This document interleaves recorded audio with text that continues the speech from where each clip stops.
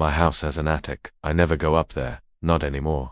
I moved into this old farmhouse in rural Wisconsin about a year ago. It was supposed to be my quiet escape from the city, a place where the only sounds at night would be crickets and the wind rustling through the cornfields. For the first few weeks, it was exactly that, peaceful. Then it started. It began subtly. One night, I was outside, just looking at the stars, when I noticed a faint glow. It was coming from the small slatted vent on the side of the attic. I remember thinking it was odd, maybe a reflection from a passing car, even though cars rarely came down my long, gravel driveway. I shrugged it off and went inside. The next morning I looked up. No light. I figured I'd imagined it. But the second night, it happened again.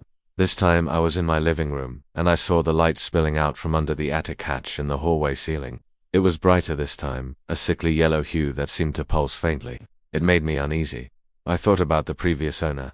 He was an old man who had lived here his whole life and passed away in the local hospital. The realtor said he was a recluse, kept to himself. I tried to convince myself it was just faulty wiring, something common in a house this old. I made a mental note to call an electrician. The third night was when the real fear set in.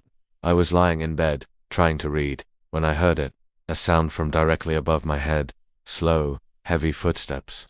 But they weren't normal footsteps. It was more of a dragging sound, like someone was pulling a heavy sack across the floorboards. Drag, pause, drag, pause. It was deliberate, careful.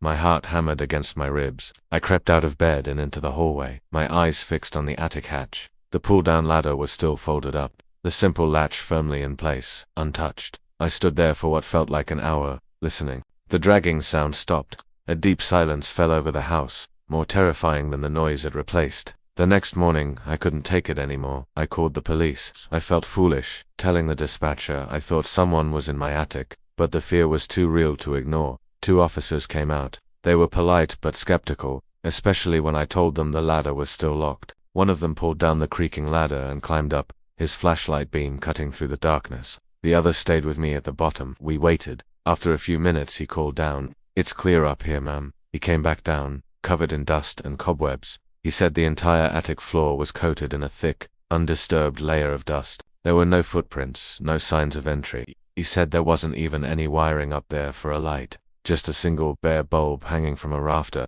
with no switch and no power source connected to it. They checked all the windows, the doors, the foundation. Nothing. They suggested it could be animals or the house settling. They left, and I was alone again, feeling like I was losing my mind. That night, the 4th night, I decided I wasn't going to sleep. I brewed a pot of strong coffee and sat in a chair in the hallway, staring at the ceiling. I was armed with a heavy fireplace poker, though I had no idea what good it would do. The hours ticked by. Midnight, 1 a.m. The house was silent. Maybe it was over. Maybe the police presence had scared whatever it was away. Then, at exactly 1:12 a.m., the sliver of light appeared around the edges of the attic hatch. It flickered on, that same sick, yellow glow. My breath caught in my throat. I gripped the poker so tightly my knuckles turned white. And then, the latch on the hatch clicked open, all by itself. Slowly, with a series of protesting groans from the old hinges, the ladder began to unfold. It lowered itself down, step by groaning step, until the bottom rung touched the floor, just a few feet from where I was sitting. The darkness at the top of the opening was absolute. I couldn't see anything, but I could feel it. A presence, a coldness, washed over the hallway, raising goosebumps on my arms. And from the blackness above, a voice whispered. It was dry and raspy, like dead leaves skittering across pavement. It was a sound that didn't belong to the living. It whispered just 3 words. "You forgot me." I didn't scream. I couldn't. The sound was trapped in my lungs. I scrambled backward, falling over the chair, and crab walked away, never taking my eyes off that terrifying dark opening. I fled to my bedroom, slammed the door, and shoved a dresser in front of it. I spent the rest of the night huddled in a corner, clutching the poker, listening. I never heard the footsteps again. I never heard the ladder retract. When the sun came up, I crept out. The ladder was gone. The hatch was closed and latched, as if nothing had happened. But I knew.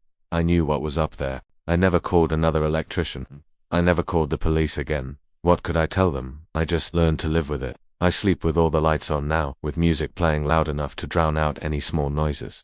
I never ever look at the attic hatch after dark, but I know it's still happening. Every single night, at 1:12 a.m., a faint yellow glow seeps into my hallway. The light from the attic, the light from the thing that I forgot, the thing that's waiting for me. I don't know how much longer I can stay here. I think it wants me to come upstairs. Thanks for watching. If you have any chilling stories of your own, share them in the comments below. And if you enjoyed this, don't forget to like and subscribe for more tales from the shadows. Stay safe out there.